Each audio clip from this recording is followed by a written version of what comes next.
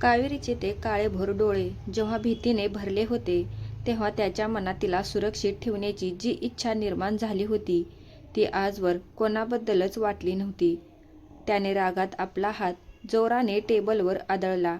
त्याला स्वतःच्याच बदलणाऱ्या वागण्याची चीड येत होती. दुसरीकडे कावेरी आपल्या खोलीत खिडकीपाशी बसली होती. तिला सारखा तो क्षण आठवत होता, जेव्हा राजवर्धनने तिला वाचवलं होतं. त्याच्या त्या कणखर भाऊंचा विळखा आणि त्याच्या डोळ्यातली ती क्षणिक काळजी. कावेरी, काय विचार करतेस? स्वरा तिथे येत म्हणाली. काही नाही ग स्वरा, तुझे दादा खूपच म्हणजे खूपच वेगळे आहेत. कधी रागीट वाटतात तर कधी खूप रक्षक वाटतात. कावेरीने हळूच आपलं मन मोकळं केलं. स्वरा हसली. दादा बाहेरून जरी नारळासारखे कडक वाटत असले तरी आतून ते खूप हळवे आहेत ग. पण राजकारणाने त्यांना पाषाण बनवले. तू आलीस आणि त्यांच्या या पाषाण हृदयाला पाझर फुटलाय असं मला वाटतंय. रात्रीचे 2 वाजले होते. अख्खा बंगला झोपला होता, पण राजवर्धनला झोप येत नव्हती. तो पाणी पिण्यासाठी खाली किचनमध्ये आला. तिथे त्याला अंधारात कोणीतरी उभं असल्याचं जाणवलं. त्याने चटकन लाईट लावली. समोर कावेरी उभी होती. तिच्या हातात पाण्याचा ग्लास होता. लाईट लागताच ती दचकली आणि तिच्या हातातला ग्लास खाली पडला. काचेचे तुकडे सगळीकडे विखरले. कावेरी, काय करतेस इतक्या रात्री? राजवर्धनचा तोच करारी आवाज घुमला. ते तहान लागली होती म्हणून. ती घाबरून मागे सरकली आणि तिचा पाय एका काचेच्या तुकड्यावर पडणार इतक्यात राजवर्धनने तिला जोरात आपल्याकडे ओढलं. तिचे दोन्ही हात राजवर्धनच्या छातीवर टेकले होते. राजवर्धनची नजर तिच्या चेहऱ्यावर खिळली होती. रात्रीच्या त्या शांततेत दोघांच्या हृदयाचे ठोके एकमेकांना ऐकू येत होते. वेडे आहेस का? बघून चालता येत नाही का? राजवर्धनने अत्यंत कमी आवाजात पण जबरेने विचारलं. तुम्ही इतक्या जोरात ओरडता की मी विसरूनच जाते काय करायचं ते, कावेरीने तक्रारीच्या स्वरात म्हटलं. दोघांच्याही नजरा हटत नव्हत्या. राजवर्धनला पुन्हा तो मोगऱ्याचा सुगंध जाणवला. त्याने हळूच तिचा हात सोडला आणि मागे झाला. जा आता झोपायला आणि उद्या सकाळी लवकर तयार राहा. आपल्याला त्या प्रोजेक्टसाठी वाडीवरच्या जुन्या वस्तीत जायचं आहे. राजवर्धनने विषय बदलला. नव्या वादाची ठिणगी. दुसऱ्या दिवशी सकाळी जेव्हा हे तिघंही वाडीवरच्या त्या जुन्या वस्तूपाशी पोहोचले, तिथे काही गावगुंड अधिष्ठान मांडून बसले होते. राजवर्धनच्या राजकीय शत्रूंनी आता या वस्तूवर आपला हक्क सांगायला सुरुवात केली होती. राजवर्धन भाऊ, ही जागा आता आमची आहे. इथे तुमच्या या मुलींना काहीही शोधू देणार नाही आम्ही, एक गुंड म्हणाला. राजवर्धनने शांतपणे आपल्या जीन्सच्या खिशात हात घातले आणि एका विक्षिप्त स्मित हास्यासह त्यांच्याकडे पाहिलं. स्वरा, कावेरी, तुम्ही तुमचं काम सुरू करा. कोणाची हिंमत होत असेल तर बघूया. वाडीवरचा प्रोजेक्ट संपून जेव्हा सगळे रणसिंग निवासावर परतले, तेव्हा घराचे वातावरण बदललेले होते. कोल्हापुरातल्या त्यांच्या गावी आई अंबाबाईची मोठी वार्षिक यात्रा भरली होती. पूर्ण गाव रोषणाईने नटलं होतं. ढोल ताशांचा आवाज घुमत होता आणि रणसिंगच्या वाड्यावर पाहुण्यांची ये-जा वाढली होती. पण या सगळ्या गलबल्यात एक गोष्ट राजवर्धनला खटकत होती. ती म्हणजे कावेरीचं वागणं. वाडीवरच्या त्या घटनेनंतर जिथे राजवर्धनने कावेरीला जवळ ओढलं होतं, कावेरी पूर्णपणे बदलली होती. तिच्या मनात राजवर्धनबद्दल आकर्षण होतं, पण त्याचसोबत एक प्रकारची भीती आणि संकोचही होता. तिला वाटलं की राजवर्धनसारखा माणूस ज्याला भावनांची किंमत नाही, तो कदाचित तिला फक्त एक वेळ घालवण्याचं साधन समजत असावा. म्हणूनच तिने ठरवलं की आता त्याच्यापासून लांब राहायचं.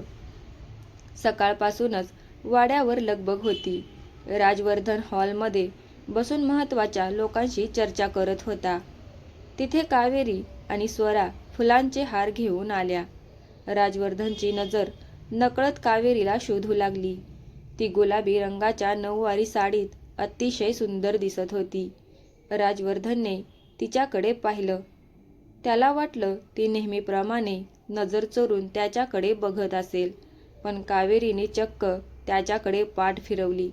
ती स्वराशी हसून खेळून बोलत होती, पण राजवर्धन तिथे अस्तित्वातच नाही असं ती वागत होती. राजवर्धनचा अहंकार दुखावला गेला. कालपर्यंत जी माझ्या गळ्यात पडत होती ती आज साधं बघतही नाहीये. त्याच्या मनात रागाची एक लाट उसळली. यात्रेची धामधूम. संध्याकाळी यात्रेचा मुख्य सोहळा होता. देवीची पालखी निघणार होती. राजवर्धन आपल्या लष्करासकट सुरक्षा रक्षकांसह तिथे हजर होता. गावकरी त्याच्या नावाने जयघोष करत होते. कोल्हापूरचा वाघ म्हणून त्याचा मोठा सन्मान होत होता. गर्दीत त्याला कावेरी दिसली. ती एका खेळण्यांच्या दुकानापाशी उभी राहून काहीतरी बघत होती.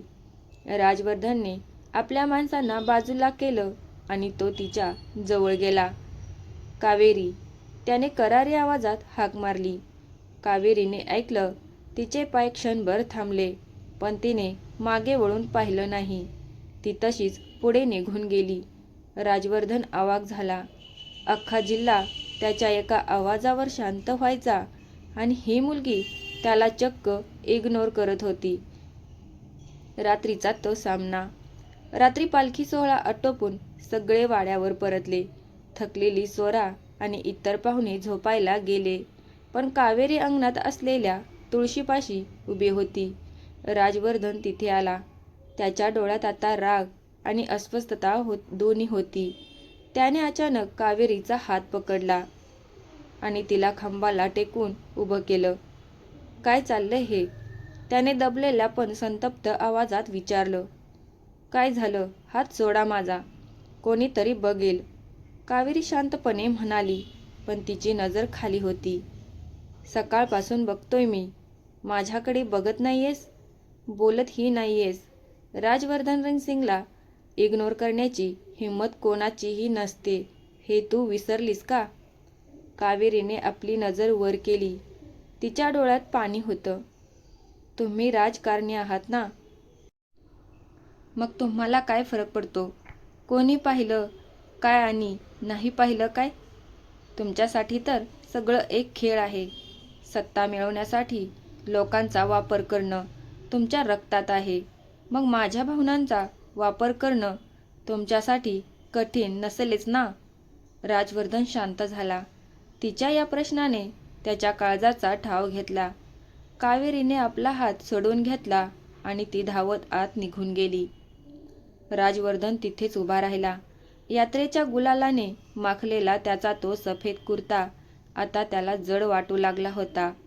ज्या सत्तेवर त्याचं फार फार प्रेम होतं, ती सत्ता आज त्याला कावेरीसमोर हतबल वाटत होती. राजवर्धनच्या मनात कावेरीच्या शब्दांनी जणू आग लागली होती. तिला वाटत होतं की तो फक्त तिचा वापर करतोय. ज्या माणसाने आजवर कुणाला आपल्या आयुष्यात स्थान दिलं नाही, तो आज एका मुलीच्या अबोल्यामुळे रात्रभर तळमळत होता. त्याने ठरवलं, आता तो फक्त राजकारणी, राजवर्धन म्हणून नाही, तर तिचा रक्षक म्हणून स्वतःला सिद्ध करेल. चला तर भेटूया कथेच्या पुढच्या भागात. कथा आवडली असेल तर चॅनलला सबस्क्राईब नक्की करा.